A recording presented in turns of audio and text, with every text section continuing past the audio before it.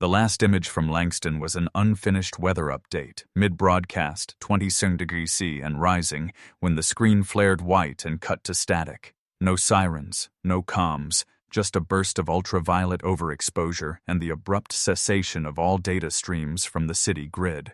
The orbital relay logged a temperature spike too high to be organic, too fast to be natural. Atmospheric scattering caught the heat bloom as it spread, devouring rooftops and liquefying skyline glass before the internal servers could timestamp the end of the report. Langston City ceased to exist in 2.4 seconds. 92,000 residents, 12 functional broadcast towers, 7 museums, and the central neural comm loop all vaporized in a single orbital burn vector. Civilian records ended in mid-sentence, mid-step, mid-life. The Solvith didn't call it conquest. They called it correction. They didn't target populations, they eliminated probabilistic noise. The eastern seaboard had too many chaotic variances, unarchived languages, decentralized power clusters, and post-accord broadcast interference. Langston, as the most culturally dense of the zone clusters, was assigned early cull priority. Correctional vectors, precision atmospheric rods with phase-shearing payloads, were deployed without announcement. Warnings introduced delays. Delay created resistance. Resistance created uncertainty. And the Solveth didn't tolerate uncertainty. By hour 36, the orbital cage was operational and rerouted all human long-range transmissions. They no longer needed to intercept. They filtered. The algorithms parsed destruction metrics in real time, logging completion percentages and suppression deltas as a single cascade of white-hot data. There were no biological names, no identities, only nodes, pressure points, and traffic anomalies. But one entry did not clear audit. A persistent heat signature remained active, top what had been Relay Tower 9. Not moving, not hiding, not attempting exfil. The thermal readout stayed consistent across 4 passes. From 200 kilometers above surface, automated inspection drones captured a still image. A solitary figure seated on the edge of the tower's skeletal remains, posture relaxed, head tilted slightly forward, hands on knees.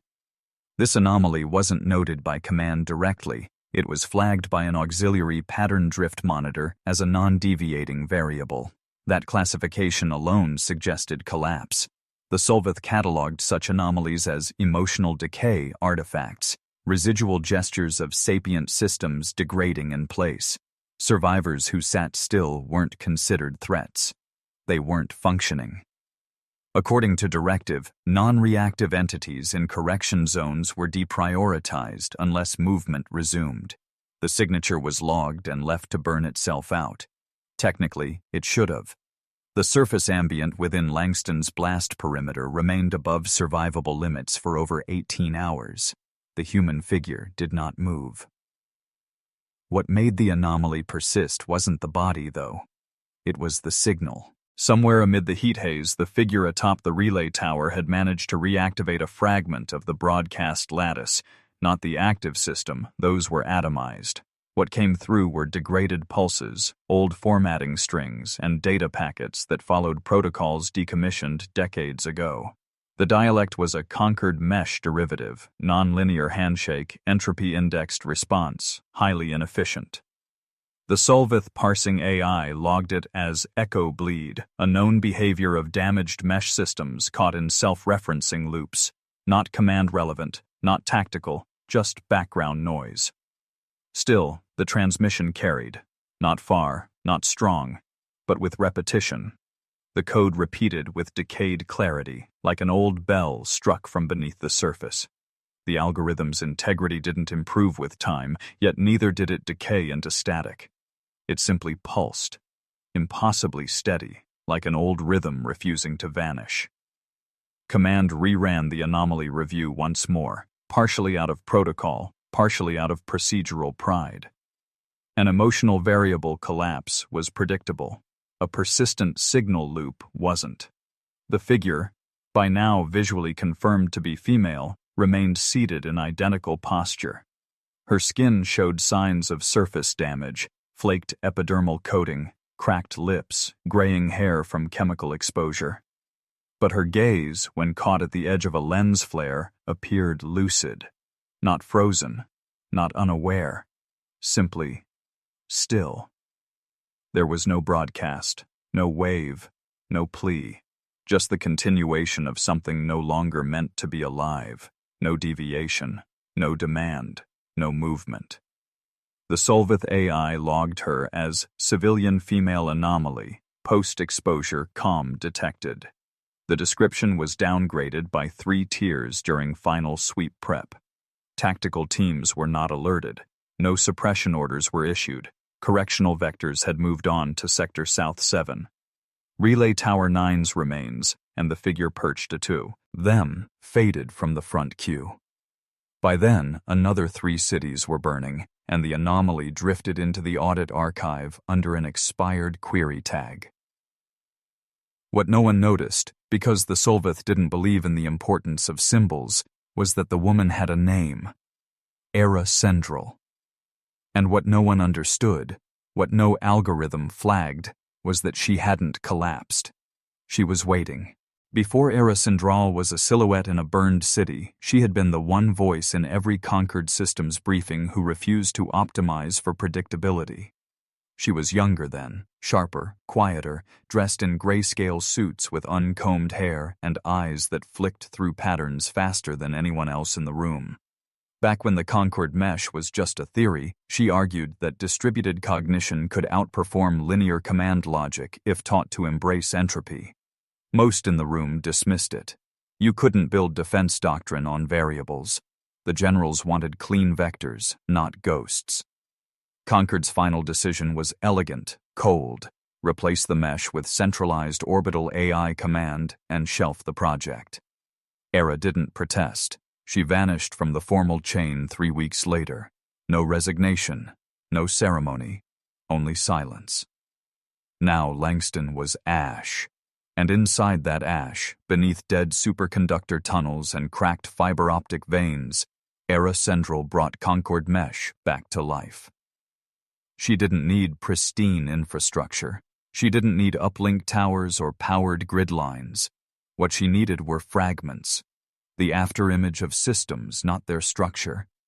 Beneath collapsed train terminals and museum sub-basements, she unearthed scorched conversion coils and carbon-warped data tubes. Utility conduits warped by heat were still conductive at short range.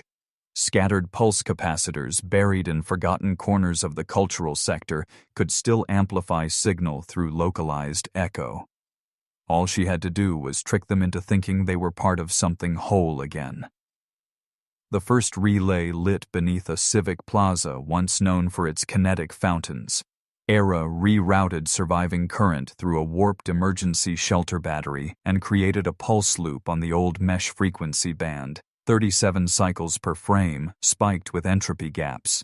Useless to modern systems, but not to the leg. AC mesh nodes still buried across Langston's civic matrix, sleeping in museum displays and defunct broadcast installations. Within 20 minutes, 2 dormant nodes responded with time-stamped handshakes. By hour 3, she had 7. From orbit, the Solvith sensors logged the activity as residual radiation discharge. Then the readings changed. Heat signatures, small, scattered, organic in shape, began appearing near the node clusters. Movement paths traced lines through the rubble, stopping at areas previously flagged as sterilized. The AI reported a simulation conflict. No known survivors could be moving in that pattern at that speed. The temperature deltas were too low for active human metabolism, too erratic for drone sweep misfires. But the signatures pulsed, discrete, distributed, deliberate. Era kept building. She used fractured solar panels lodged in collapsed rooftops to form directional antennae, jury-rigged to refract signal bounce through old transit hubs. Laser archives stolen from a destroyed museum wing, once part of a historical exhibit on communication warfare, became improvised beam projectors. Each array fed false life signs into thermal scatter zones. Era fed them precise coordinates, movement cues, and electromagnetic bleed crafted to look like civilian resettlement attempts. If you were watching from above, you'd see people trying to rebuild, teams dragging gear, patterns of relief effort, survivors laying down structure. None of it was real. The Solvith paused their ground sweeps. Their threat analysis system flagged a developing anomaly. Burned cities were not supposed to rebuild themselves, especially not without leadership, comms, or material supply chains. Langston became a study node. Analysts argued over how human irregulars could simulate infrastructure revival with no atmospheric routing or command uplink. AI flagged the signals as human-coded but non-compliant, then requested further observation windows. Sweep drones were pulled back. Era sat in the same position on Relay 9, hands on her knees, head bowed slightly forward. The signal pulsed around her, projected outward from her hub like a heartbeat made of ghost code. By the end of the 4th day, Langston wasn't alone. Sensor ghosts began to appear in other cities marked as sterilized. Southampton, Denbridge, Pike Hill. Each location previously listed as zero human zones now returned scattered biosimulation metrics, faint movement trails, radiation echoes consistent with oxygen metabolism, microbursts in encrypted human frequency bands. All of it coordinated in the same language, entropy-layered, conquered mesh. But there were no recorded survivors with access to that codebase. It had been locked, decommissioned, and sealed away after deactivation. Officially, no one knew it anymore. The Solvith AI froze. It could not simulate the pattern origin. The signals behaved as if decentralized, but too organized to be random. No broadcast node returned a command origin. No pathway led to a singular source. Each cluster appeared to make decisions locally, but adapt globally. The AI attempted to render a recursive causal map, projecting from pattern onset outward. It crashed 4 seconds into the simulation. From the outside, the ghost network looked like a spontaneous human uprising, one without faces, without orders, without a flag. But that wasn't what it was. It wasn't resistance. It was Ira Sendral's mind, broadcast through ruin, and the Solvith, for the first time, couldn't tell if they were watching a lie or the start of something new. When the Solvith Directorate recognized the echo pulses weren't dissipating, they shifted from suppression to sterilization refinement. Resistance, as they understood it, stemmed from memory. History created pattern. Pattern bred defiance. Humans, in their estimation, weren't dangerous because of their numbers or weapons, but because they remembered incorrectly. Even in defeat, they mythologized survival. So the Directorate launched neural purification pulses across every former city sector. These weren't kinetic strikes. They were silent storms, targeted frequency detonations designed to destabilize memory storage centers in the frontal lobe. To the Solvith, it was merciful. Better to forget than to rebel. Better to erase than to bleed. In zones like Langston, the pulse wave drifted over exposed bodies and collapsed districts, sweeping through every residual heat cluster. But something was wrong. The scans returned exactly what they wanted. No resistance memory clusters, no elevated threat signals. Instead, all registered survivors were categorized as emotionally neutralized. Pulse markers in their brains glowed soft even. No threat signature, no trauma agitation. The Directorate noted compliance and reduced urgency. Sweep forces were told to reprioritize active disruption zones elsewhere. Langston could wait. What they didn't realize, what their algorithms failed to account for, was that Era had planned for this. The cranial echo nodes weren't just implants. They were mimic cores, shaped to simulate precisely the kind of post-trauma neural decay the Solvith expected. The scans showed what the Directorate wanted to see: flattened cognition, reduced behavioral irregularity, no emotional deviation. The truth was buried behind the mimic pulses, carefully tuned to return just enough variance to imply human damage, but never enough to indicate deception. Each survivor was a walking misclassification. And in that window of downgraded alert, Ira flipped the entire protocol. Mesh traffic, which had previously looked like chaotic survival chatter, began to shift. At first it was subtle, packet delays synchronized by milliseconds, redirect paths cleaned of entropy. Then it became geometric. Echo loops started to close in on themselves with measured recursion. Nodes that had once wandered in signal arcs now formed clean relay rings. Decentralized by nature, yes, but now executing algorithmic convergence with no central beacon. What the Solvith had assumed was decay was actually formation.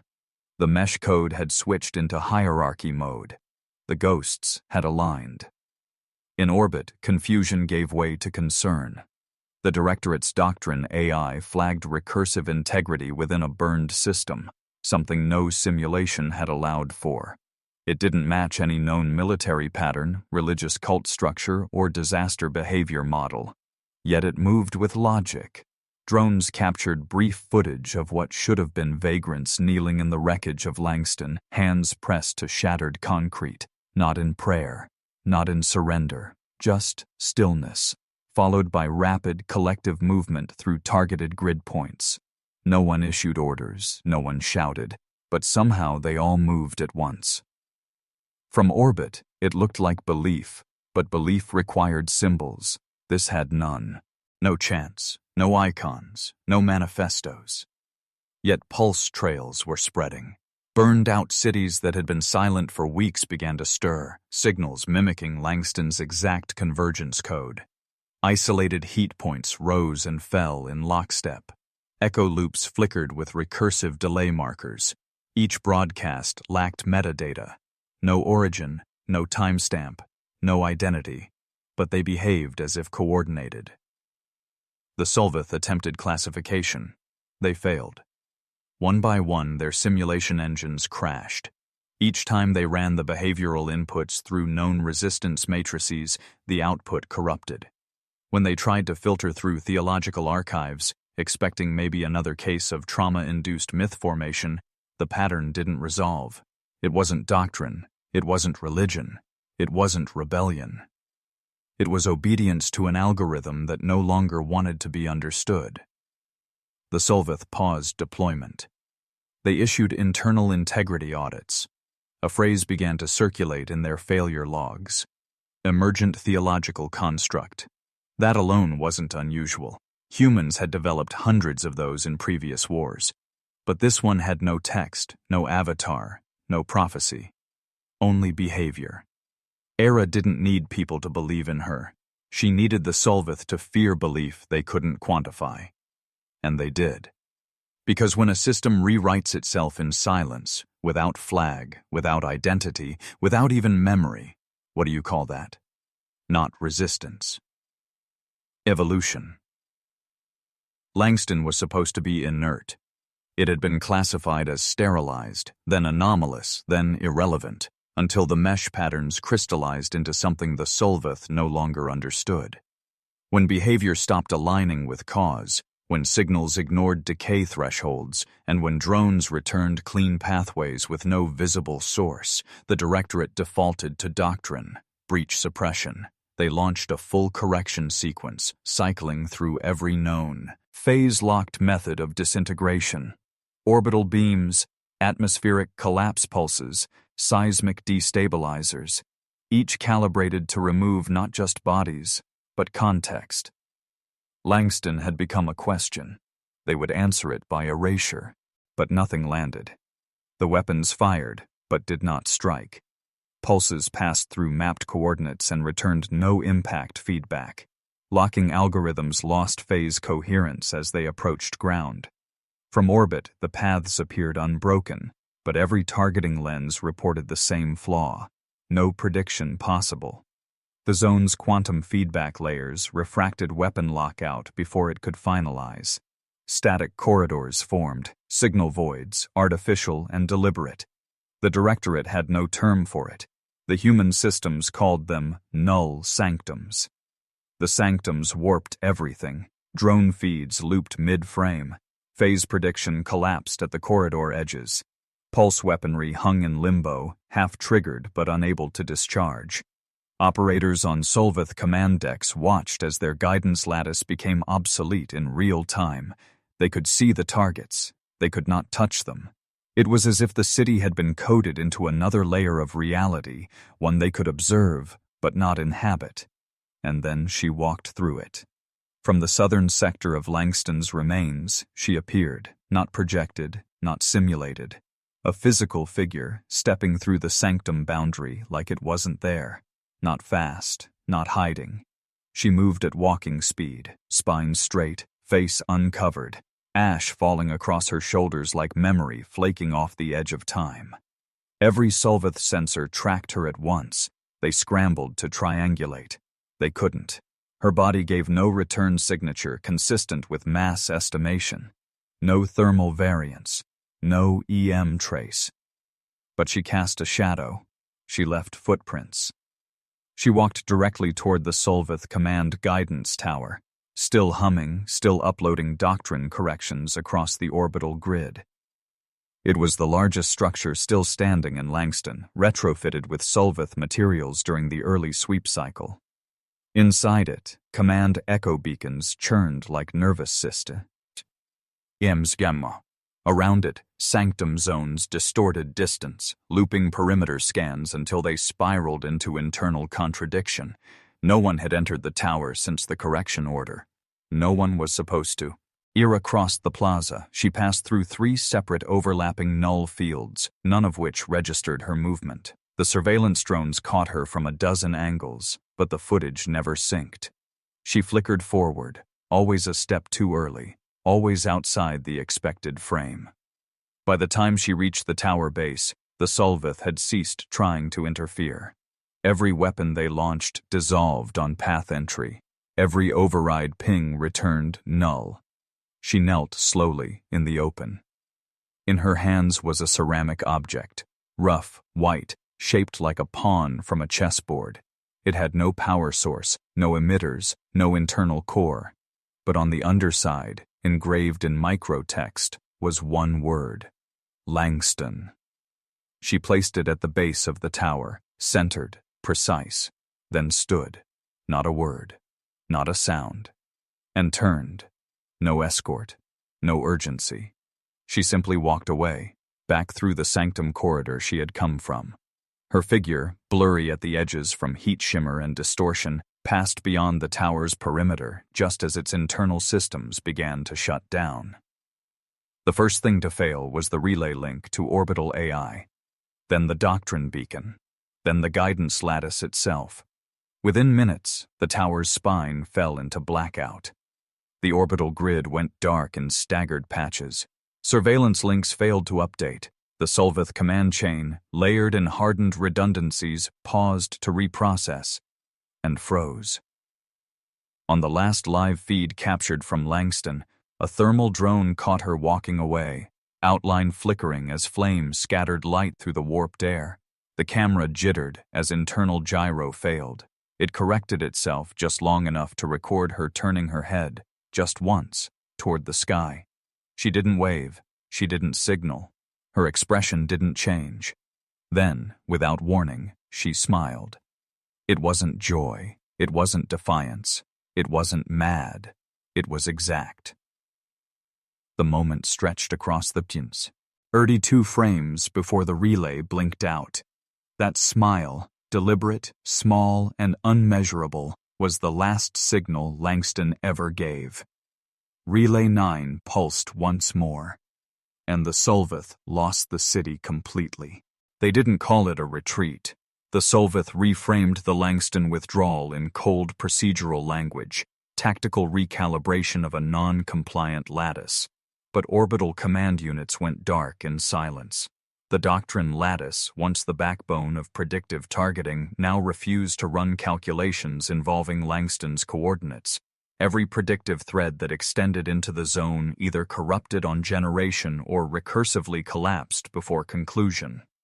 No one issued formal acknowledgement. No one had to. The grid simply ceased to map the city. In its place, a blank tile emerged in the render feeds, locked by command override, tagged for permanent observational quarantine. For a species that structured reality through simulation, the inability to simulate was not just failure. It was existential rupture. The Directorate's doctrine AI designed to integrate mesh signals and behavioral feedback from conquered zones, began fragmenting.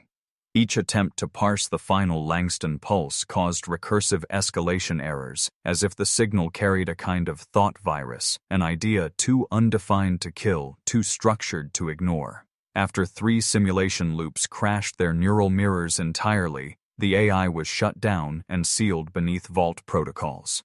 Human behavior was flagged as non-causal, not unpredictable, unsimulatable. Then there was the pawn. In the chaos following the shutdown of Langston's guidance tower, a recovery team managed to extract the artifact Era had left behind. The object was inert, basic ceramic, worn and matte white, but etched along its base, barely visible even under enhanced imaging, were the characters spelling out Langston. At first it was presumed symbolic.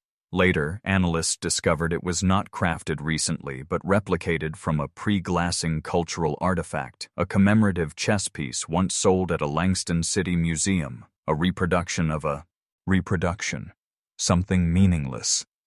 But she had chosen it, carried it, placed it, which meant it was a message, which meant it had weight. That weight began to crack the directorate. Several Solvith analysts entered voluntary diagnostic retreat, citing internal model fragmentation. The behavioral pattern experts, those responsible for matching human action with intention, refused to submit final conclusions. Their models could not determine whether Ira Sendral's behavior was ritual, programming, or psychological misfire. One broke protocol entirely and submitted a flagged hypothesis directly to senior command. This was not war. This was recursion sabotage. The phrase spread in shadows. No one refuted it. No one accepted it either. Officially, Langston had been burned. Officially, no human resistance remained in the sterilized zones. But the Directorate no longer pursued corrections in those areas. Null sanctums remained untouched. The orbital cage fractured its perimeter routing to avoid them. No new directives were issued. No further analysis requested. When they reached out to Earth for clarification, what they received in return was more damaging than any answer. Silence. Earth Command provided no statement, no verification of Era's identity, no admission of retaliation. They did not deny the pawn. They did not mention the smile. The line remained open. Nothing came through. The last viable image the Solvith retained from Langston became a fixation. It showed her seated again at the remains of Relay 9, blood dried along her collarbone, one hand resting loosely on the beam beside her. Her hair was coated in ash. Her body had not moved in hours. But her spine remained straight, her gaze steady. Her lips, frozen in the moment after the guidance tower fell, still carried the faint trace of that impossible smile. Interpretations fractured. Some claimed it was a death posture, resignation carved into flesh. Others swore it was reverence, a gesture of having completed something eternal. A third school, smaller, quieter, believed it was the beginning of a message not yet sent. The Directorate's Behavioral Coding Division fractured over the dispute. All attempts to generate consensus modeling failed. The smile could not be categorized. It was not joy. It was not madness. It defied intention tagging.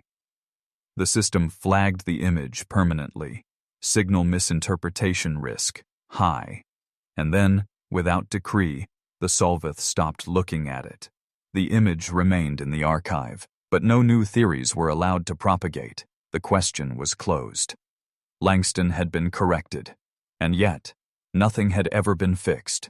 They still hear it. Not a voice, not a cry, just pings. Faint, decayed, low-frequency mesh pings cycling in the old Concord dialect. Legacy packets with no metadata, no signal tags, no central ID. They drift across Solvith border drones like a language forgotten by both speaker and listener, but still spoken. Every logic filter flags them as obsolete. Every protocol rejects them as noise.